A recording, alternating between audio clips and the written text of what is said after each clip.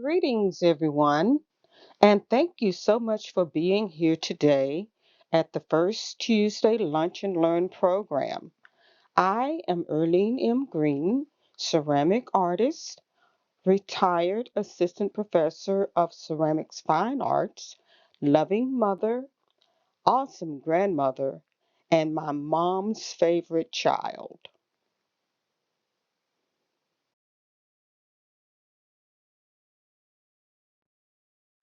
I am grateful to the Irving Art Center for this program and for being a beacon in the Dallas Fort Worth community for the arts. I'd like to thank Ms. Jerlene Miller and the Irving Black Arts Council for hosting the annual Black History Month exhibition. And I am grateful to Miss Marcy Inman and her curatorial team for this powerful exhibition. I would like to introduce my exhibition partners, John Johnson and Gerald Lavelle, and celebrate two living legends in the visual arts community.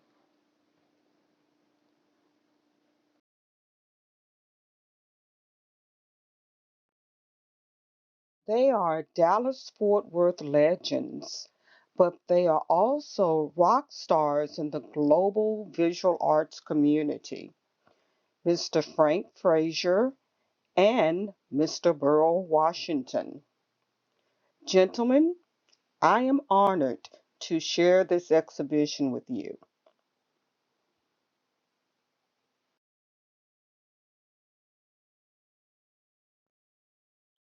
As an artist and educator, my mission is preserving ceramic legacies, one potter at a time. I am approaching this conversation as if you all are members of one of my art appreciation classes. My goal, engagement on the first day of class. After highlighting critical points in my 17-page syllabus, I prepare students for their introduction assignment. Students are encouraged to introduce themselves with their favorite baby picture. Here is an example of the presentation.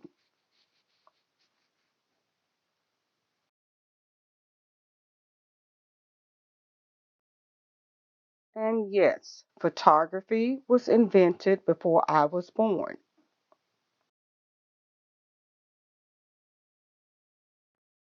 30 years later, I rediscovered this cool hairdo.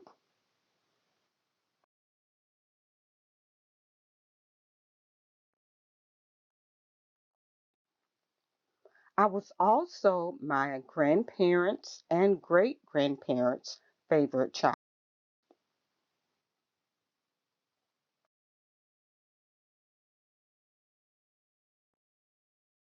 As a teenager, this was the picture my stepfather kept in his wallet. It encouraged me to be on my best behavior at all times.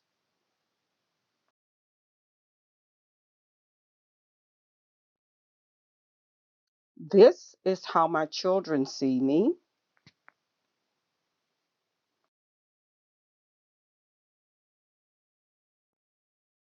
and this is how I see myself.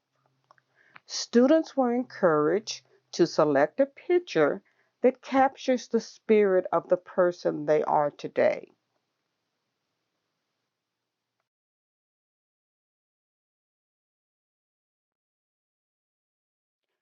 In 1996, I graduated with a Master's of Fine Arts degree in ceramics from Texas Woman's University.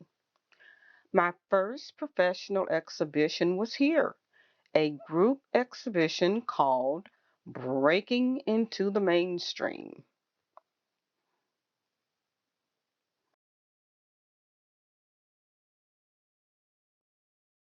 In 1998, I was selected artist in residence for the African American Museum in Dallas through a program funded by Seagram's Gin Perspectives in African American Art.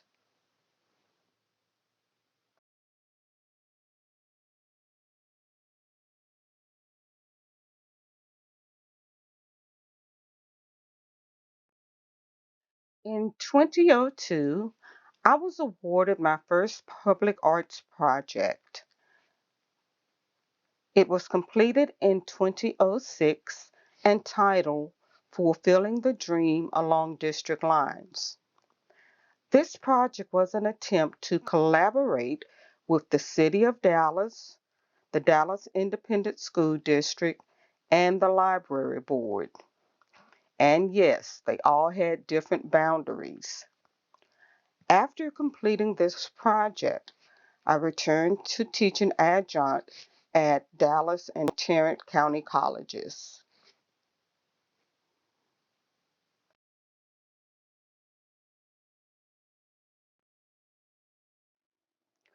Quilts 1, 2, and 5 are spirit quilts, one for each high school served by the Dallas Library. Quilt 3 commemorates the work of Paul Laurence Dunbar. Quilt 4 represents the first two high schools for African American students in the Dallas area.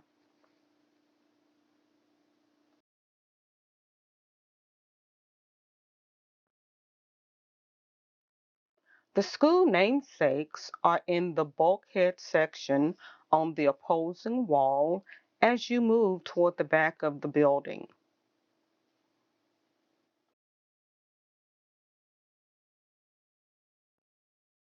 This is the Paul Laurence Dunbar commemorative quilt and a detail section.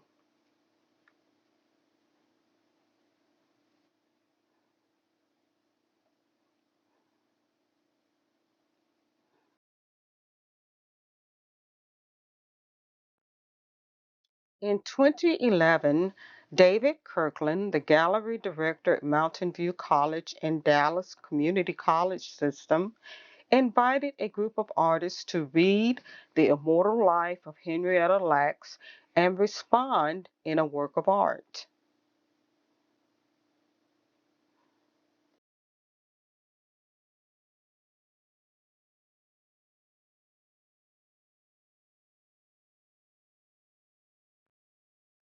Drawing from my knowledge of quilting, I designed a quilt block based on Henrietta Lacks' family tree.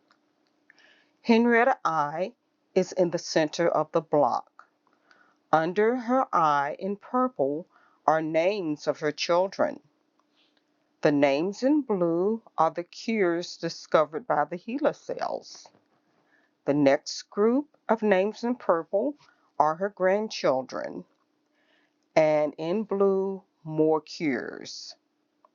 The corners are the more popular cures and discoveries, such as polio, HIV, HPV.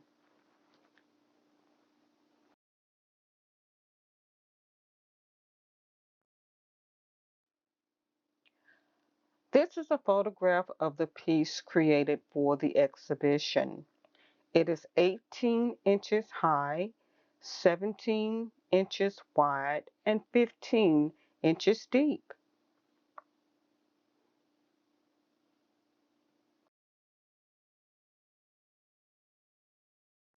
In 2022, I rediscovered Henrietta.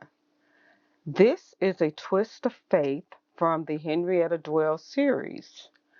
There are two major differences between the 2011 and the 2022 sculptures.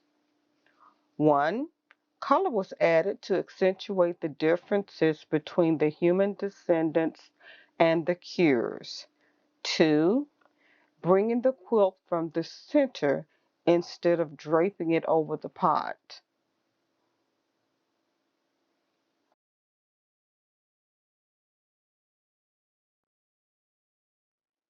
This is the detail of the center of the piece.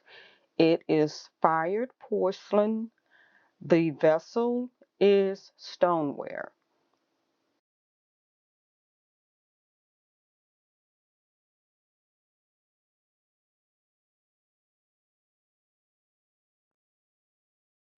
In 2018, I was awarded a faculty development leave to research the emancipated slave potters of the H. Wilson and Company pottery business. The H. Wilson and Company Legacy Revisited series exemplifies the spirit and the legacy of enslaved potters in Texas during Reconstruction and beyond. Reconstruction years were 1865 through 1877. For my exhibition, I replicated the original fluid vessels made during the company's existence and used class glaze combinations to create a contemporary surface. The H. Wilson and Company is believed to be the first black business owner in the state of Texas.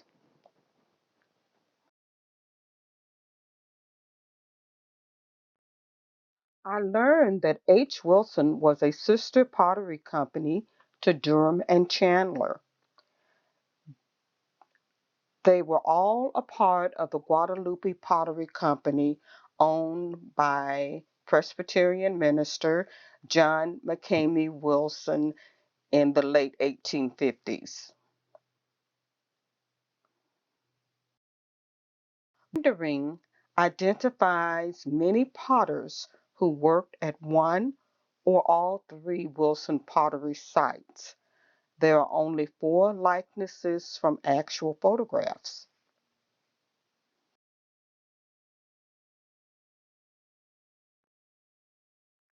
They are John McCamey Wilson, owner of the Guadalupe Pottery, James and Hiram, owners of H. Wilson and Company, and George Suttles, owner of the Suttles Pottery in Lavernia, Texas.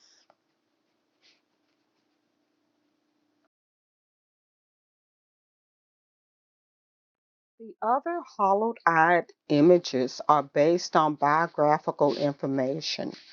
The search for their images are ongoing.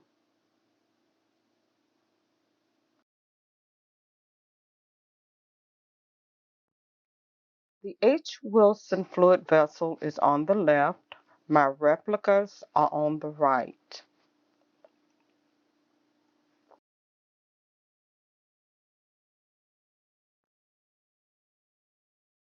On the right is a glazed replica of the H. Wilson fluid vessel.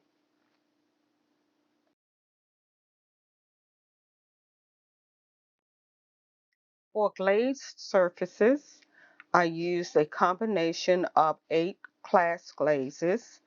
The 8 glazes yield 64 plus combinations.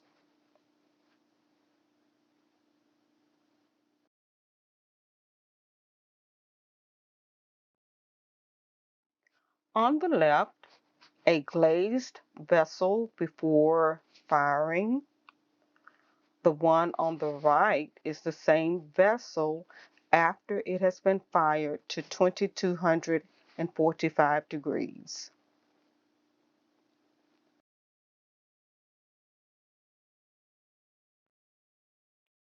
The 2022 Faculty Development Leave exhibition evolved into a Fine Arts Department event.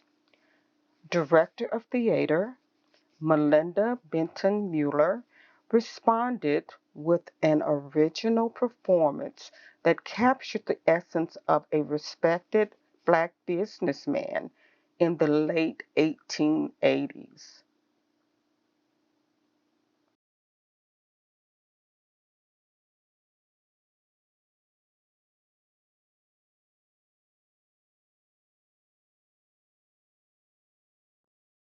Hiram Wilson of the H. Wilson and Company pottery business was played by actor Corey Cammons. Here is Corey posed near artwork and photographs of the original pottery.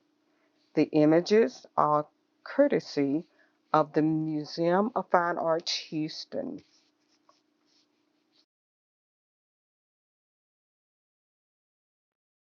The director of dance, Kiera Amison, responded by choreographing a dance performance based on the H. Wilson pottery legacy. This was an interactive performance with dance students and the pottery created for the exhibition.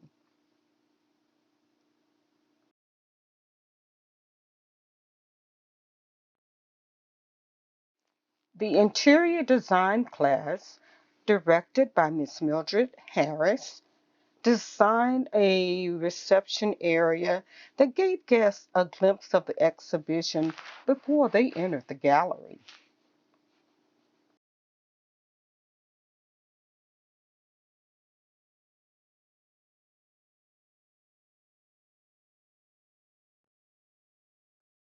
Rose to Arlen celebrates a common thread shared between grandmothers and granddaughters. The conversation of this series centers around things women carry in handkerchiefs in their bosom. Each generation is represented as a handkerchief made from a copy of the owner's creation or a commemorative block constructed in 2006. A stylized image of each granddaughter is on the surface of the contents section of the handkerchief. The isolated contents section implies a sacred bond between grandmother and granddaughter. Here are close ups of each handkerchief and the grandmother maker.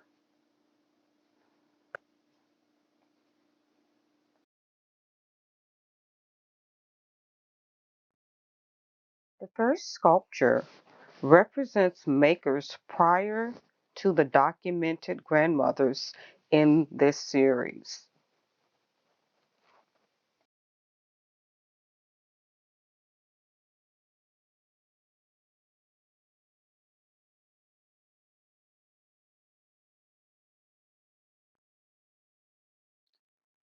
There are no known images of Mama Rose, who was my grandmother's grandmother. This is a picture of her sister taken in the 1940s.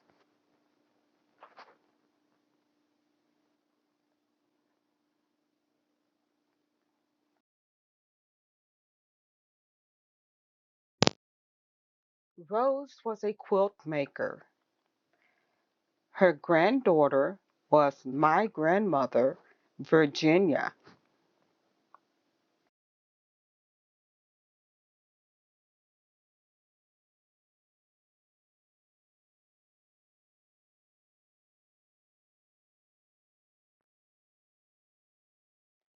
Mama Johnny was my mother's grandmother.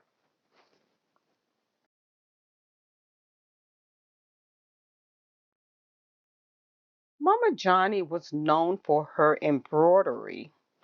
Her granddaughter was my mother, Bernice.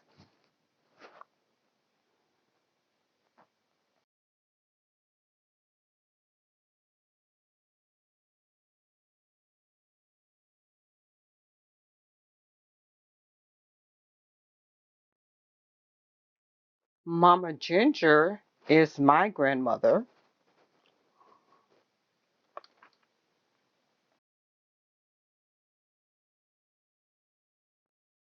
She was best known for her colorful quilts.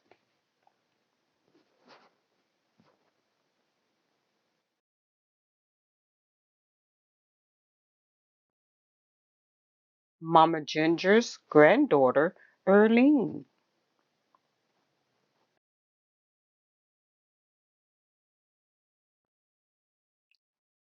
Bernice is my mother and Arlen's grandmother.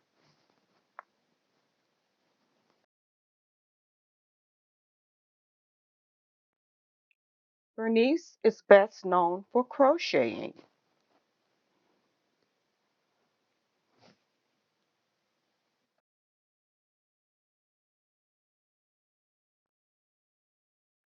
Bernice's granddaughter is Arlen.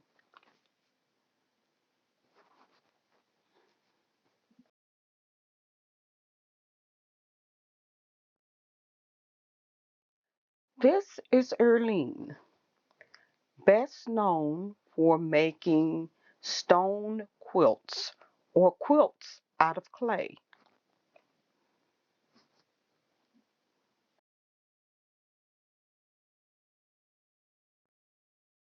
This is my future matrilineal granddaughter.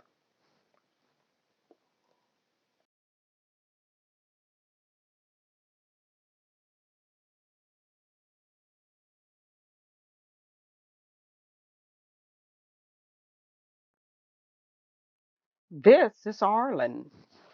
She's best known for needlepoint.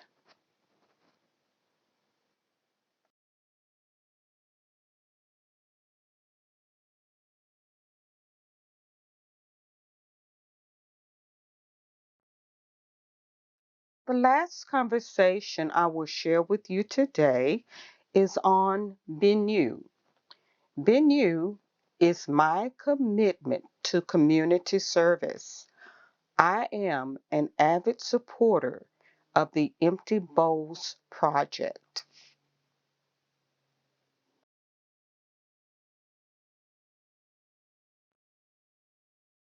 As a part of my programming commitment for the Formations exhibition at Kinfolk's House in fall 2022, I created soup-sized bowls stamped with their logo. In November of 2022, Kinfolk House in Fort Worth, Texas, sponsored the first community bowl painting event under the Preserving Ceramic Legacies banner.